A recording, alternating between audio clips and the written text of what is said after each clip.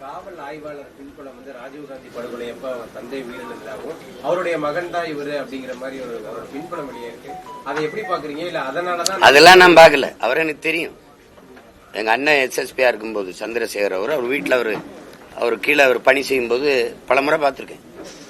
இதே பல தடவை இந்த இதெல்லாம் எங்க வீட்டுக்கு பாதுகாப்பு நின்னவர் தானே. அப்ப எல்லாரோட நல்லா பேசுறவர் தான். அவர் திடீர்னு அவருக்கு ஏதோ ஒரு ஆவேசம் வந்து அவர் ஏதோ இயங்குறாரு. அவங்க அப்பா இறந்ததுக்கு அதுக்கு நம்ம ஒன்றும் பண்ண முடியாது. ராஜீவ்காந்தி இறந்ததுல உங்களுக்கு இவ்வளவு வழி இருக்குன்னா ராஜீவ்காந்தியால நாங்க 2020 பேர் 30,000 பேர் இறந்துருக்கோம். அதையெல்லாம் யாருக்குமே உங்களுக்கு தெரியுமா தெரியாது? அதுக்கு நீங்க பழி வாங்குறீங்களா? அதெல்லாம் பேசுங்க, எல்லாத்தையும் பேசுங்க. தர்மம்னா நியாயம்னா உண்மைனா எல்லாத்தையும் பேசணும்.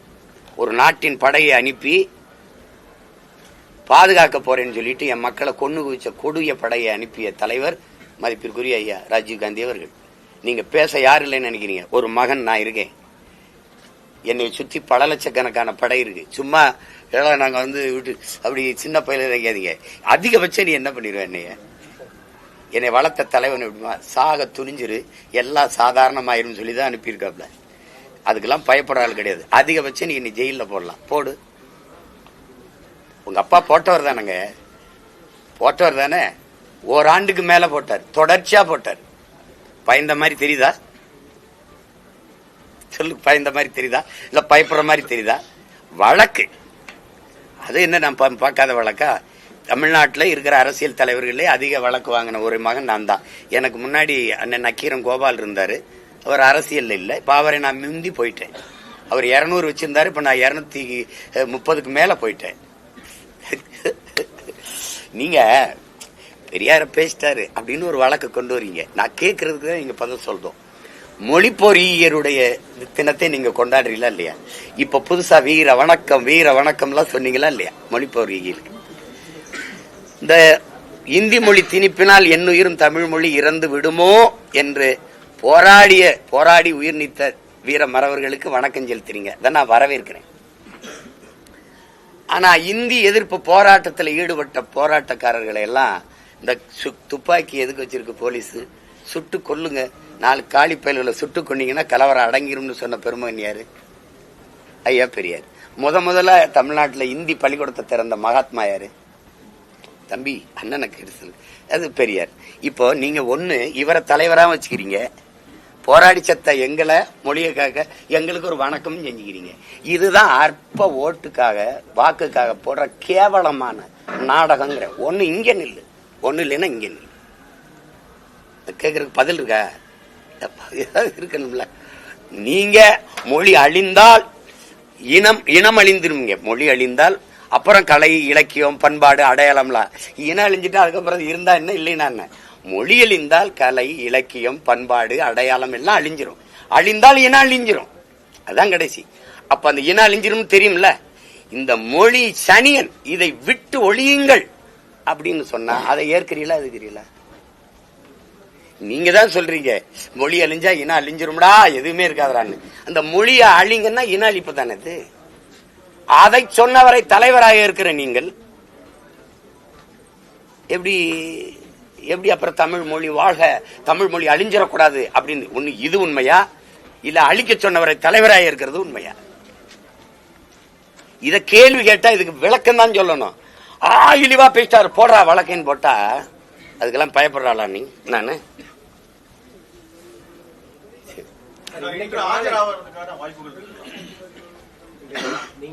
நீங்க எல்லாம் என்ன சரி ஆஜரா சரியில்ல? காலையில 6 மணிக்கு எனக்கு வசதியான நேரத்துல தான் நான் ஆஜராக முடியும். 8ஆம் தேதி வரைக்கும் எனக்கு வேலை இருக்கு. 2ஆம் தேதி போராட்டம். இப்ப நாளைக்கு போய் நாளைக்கு கிளம்புனாதான் நான் 2ஆம் தேதி தென்காசியில போராட்டம். அப்ப திருப்பி ஒவ்வொரு இது நான் குறிச்சிட்டேன், சோறுட்டிலாம் ஒட்டிட்டோம். அதுல பின்னடைய முடியாது. வேணா ரொம்ப காவல்துறை விரும்பினா வேணா போய் நேர் நின்று அதையே தான் சொல்லணும். அப்ப அந்த காலத்துல என்ன நடந்ததுன்னா அப்படின்னா அதே கதை தான் சொல்லணும். வாய்ப்பு இருக்காப்பா? போவேன். போய் இப்ப கலந்தாய்வு முடிச்சுட்டு போய் இறங்கி முடிவெடுப்ப போவேன். இது ரொம்ப ஆர்வப்படுறாங்கல்ல. காவல் நிலையம் போறோம். ஆமா, அவங்க என்னை அவ்வளவு மதிப்பு இல்லை. அந்த பொம்பளை கொடுத்த மரியாதை நமக்கு இல்லை நாட்டில். ஏன்னா இது தேடி போய் வீட்டில் போய் அம்மா தாயே அப்படின்னு கேட்பாங்க. நம்ம அப்படி இல்ல அப்படி இல்லை. அதனால நம்மளை காவல் நிலையத்துக்கு வர சொல்லி தான் விசாரிப்பாங்க. போவேன், போய் எப்படி நம்ம போய் இறங்க எப்படி 6:30 ஆயிரம் 6 மணியை போல போவேன், உறுதியா போவேன்.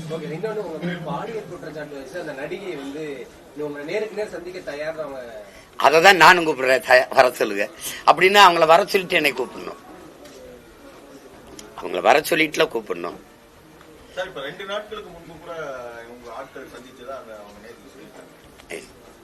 எங்க ஆளுக்கு சந்திக்கணும் இல்ல, சந்திக்க வாங்கன்னு அவங்க கூப்பிட்டுருக்காங்க.